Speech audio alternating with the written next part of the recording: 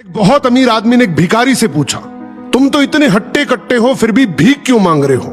भिखारी बोला, साहब मेरे पास महीनों से कोई काम धंधा नहीं है, अगर आप मुझे नौकरी दें तो मैं भीख मांगना छोड़ दूंगा। अमीर बोला, मैं नौकरी तो नहीं दे सकता, लेकिन तुम मेरे बिजनेस पार्टनर बन सकते हो। मेरे पास एक चावल का प्लांट है, तुम चावल बाजार में सप्लाई करो और मुनाफा महीने के अंत में बांटेंगे।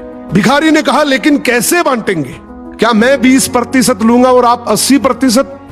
अमीर बोला, मुझे सिर्फ 10% चाहिए, बाकी 90% तुम्हारा होगा, ताकि तुम जल्दी तरक्की कर सको।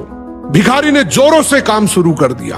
उम्दा चावल और सस्ते दामों से उसकी बिक्री बहुत बढ़ गई और उसे खूब मुनाफा हुआ।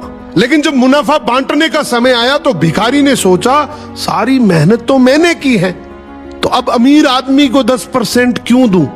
अगले दिन अमीर आदमी आया और जब हिस्सा मांगा तो भिखारी ने बहाना करते हुए कहा कि साहब मुझे तो बहुत नुकसान हुआ है, मुझे जितना मुनाफा हुआ है उतना तो कर चुकाना है, तो इस हिसाब से मुझे कोई मुनाफा नहीं होगा, तो आप इसके हकदार नहीं हैं। अमीर आदमी ने कुछ नहीं बोला और वहां से चला गया। भिखारी बड़ा खुश हुआ, सोचा सारा प्रॉफिट मेरा हो गया। अब भिखारी उन पैसे से रोज मौज करे। ऐसे करते करते उसके पास से सारे पैसे खत्म हो गए। अब पैसे भी नहीं है और काम धंधा भी नहीं है, तो मजबूरन उसको फिर से भीख मांगना शुरू करना पड़ा। एक दिन वो अमीर आदमी उसके पास से गुजरा और उसको देखा, क्या ये तो फिर से भीख मांगने लग गया। अमीर आदमी ने एक बहुत अच्छी बात बोली कि इस दुनिया में गरीब और अमीर आदमी जो होता है ना, उसमें सबसे बड़ा डिफरेंस होता है उसकी सोच का।